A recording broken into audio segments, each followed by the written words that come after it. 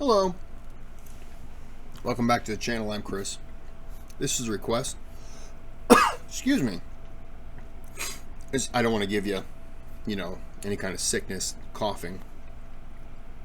This is a request. This is the Qur'an and Secrets of Babylon by ManyProphetsOneMessage. So, let's get into it.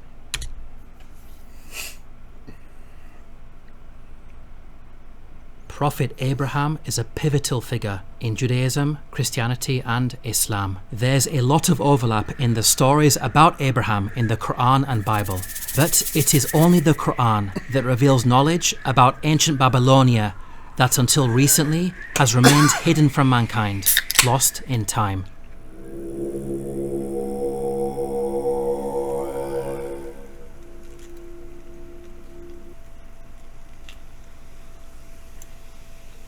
Jewish, Christian, and Islamic sources all place Abraham's birthplace in ancient Babylonia, the region where we find modern-day Iraq. This region worshipped a multitude of gods and goddesses. Of particular prominence in the pantheon were celestial bodies such as the stars and planets. Each city had a patron god, which they worshipped as their main benefactor and protector. The moon god Nana, symbolized by the crescent, was worshipped at Ur and Haran. Shamash, god of the sun, represented by the solar disk, was worshipped at Larsa and Separ. Venus, personified as the goddess Ishtar, was symbolized by an 8-pointed star and worshipped at Uruk. According to Mesopotamian mythology, these three celestial bodies, the sun, the moon, and Venus, formed an astral triad. Recent archaeological discoveries depict the special relationship between these deities. The stele of Ur-Nammu shows the sun and moon joined together. The Kuduru of King Melishipak depicts the astral triad in full. The Kuduru of Nebuchadnezzar shows the astral triad. The stele of Nabonidus also depicts the astral triad. The wide geographic distribution of these artifacts indicates that this astral triad was a prominent cult throughout the region. Okay.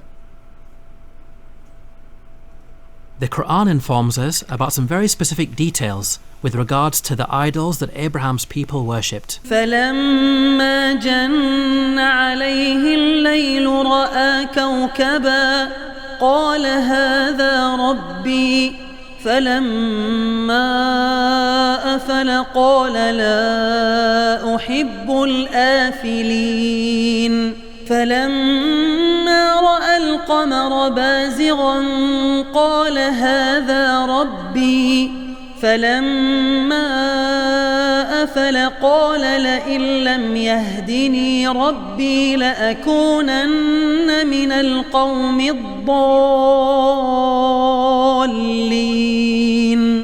فلما رأى الشمس بازغة قال هذا ربي هذا أكبر فلما أفلت قال يا قوم إني بريء مما تشركون. We can see the Qur'an draws our attention to their worship of the sun, moon, and a third idol. Note the details provided about the third idol. So when the night covered him, he saw a star. But when it set, he said, I like not those that disappear. The word translated here as star is the Arabic word kawkab, which carries the meaning of celestial object and can be used to refer to a star or planet. The Qur'an tells us that at the onset of nightfall, this celestial object appeared for only a brief amount of time. This description of the third idol matches the characteristics of the goddess Ishtar. One of her names was the evening star because she personified Venus, a planet that appears for only a brief amount of time in the evening. We can see that the Qur'an's claims about the idolatry of Abraham's people is accurate in light of what we know historically about the cult of the astral triad.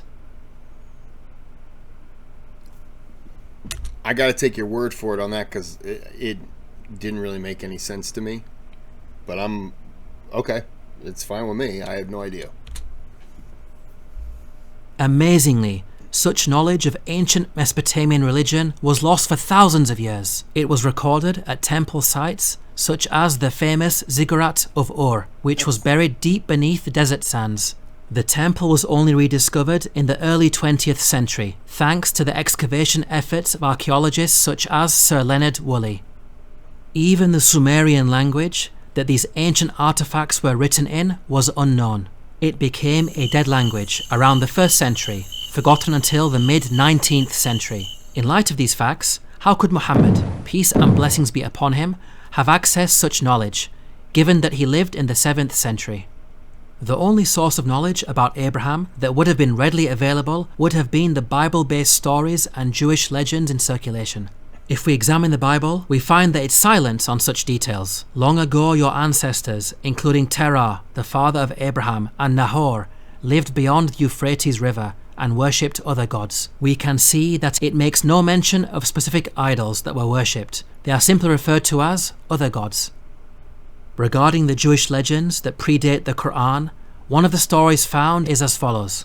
And a voice came into his heart, saying, "All the signs of the stars and the signs of the sun and moon are all under the Lord's control." While this account does reference the sun and moon, note how it mentions stars in the plural. We can see that Jewish legend has a general awareness of their worship of celestial objects, but it lacks the specifics of the astral triad in the Qur'an. In another Jewish legend about Abraham, we find mention of the worship of elemental gods. "Behold, the fire is more worthy of honor than all things formed.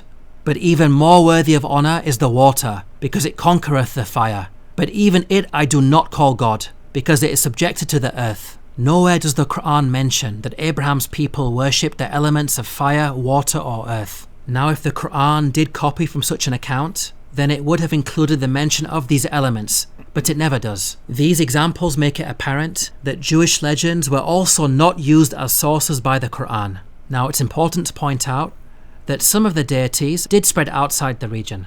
For example, Ishtar was also worshipped in Arabia. However, she took on very different characteristics. She became the male deity Aftar, representing the god of thunderstorms, symbolized as an antelope.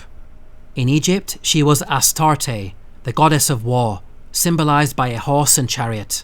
These incarnations are radically different to their counterpart, Ishtar, the evening star. Yeah.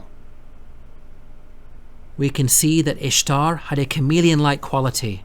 Her identity was constantly evolving, with her attributes, symbolism, and even gender differing from region to region. This would have made it difficult for Muhammad, peace and blessings be upon him, to accurately pinpoint her identity in the context of Abraham. Yeah, that makes sense, because the references that he would know would be different. It wouldn't be the same thing. So you, in a way, you really can't use those references. I think I'm understanding. If I misunderstood that, then let me know. In conclusion, the Qur'an is filled with stories about past nations, with its author consistently demonstrating accurate knowledge of the unseen at different times and places in history. This is not a quality of human beings, but rather the divine. The Qur'an proclaims that God Almighty Himself revealed such knowledge. تلك من أنباء الغيب نوحيها إليك ما كنت تعلمها أنت ولا قومك من قبل هذا. To learn more about the miracles of the Qur'an, please download your free copy of... The first part I didn't quite understand. The second part I think I did, but I'm sure I probably didn't. Somebody made a comment to me that for a non-Muslim, that's this guy right here, a lot of this stuff might be too deep to understand. And I get that. As a non-religious person, that's this guy right here. Yeah, it's you know, it's kind of weird. Let me go off on a thing here. So I'm not religious. I just I've tried. I've went to church. It just did nothing for me. I didn't feel anything. Didn't feel better. Didn't feel worse. I felt like I just wasted my time. I got nothing out of it. Maybe I just didn't give enough. I didn't believe enough. Whatever the cause is. You can take that same thing. My sister's a doctor. My sister could tell me, I could say, hey, look, I'm not feeling good. What should I do? She could say, go to the store and buy this. Get this. Take this. Drink that. And I'm like, all right. And I'm only saying it because I have, my sister's a nurse, not a doctor. Still a doctor, pretty much. I have faith in what she says, but I don't have faith in other things. And I know it's kind of like, how can you not have faith in certain things and like refuse to have faith in certain things, but yet allow yourself the ability to have faith in other things? And I wish I could give you an answer on that. I really do. But we're not going to get to the bottom of that here because the video is over. So I have to end this here. Like and subscribe. If you have more of these, keep sending them to me. I'll keep doing them. I know a lot of you are trying to convert me. But I enjoy this. I enjoy the videos, so that's why I keep doing them. And I do appreciate all the support. Today's Sunday. It's 6:48. And I have been having to do videos today. I sent out a post today thanking everybody. I had 462 subscribers and 576 videos up. I went from 576 videos to 620. So we're talking 575 to 625 is 50. So you're talking 45 videos, 44 videos. So 44 videos. In the last 44 videos, I went from 462 subscribers to, I'm just going to show you because it's been quite a journey the past few weeks. I went up again. I'm at 654. It's just crazy. I mean, my channel has 21,047 views in the last 28 days.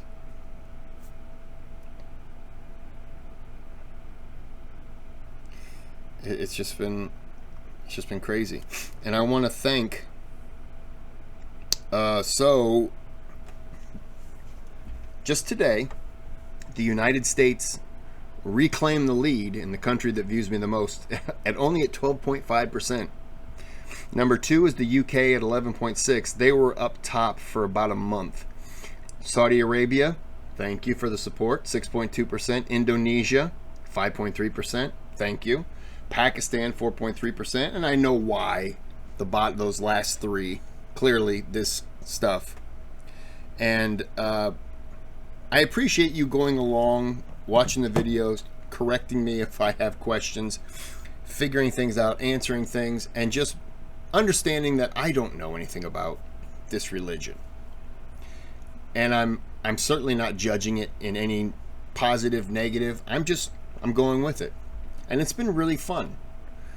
And everyone who's just come out and just been showing their love, it really has been tremendous. And I really do appreciate it. I sincerely do appreciate it. And so I'm going to end the video here so we don't start crying and like, oh, I love you guys, man. High five. Oh, it's wonderful. So I'm going to end the video now. And but I honestly, I do thank you. Thank you very much. And until next time, like and subscribe. But until next time, have a good day, have a good night.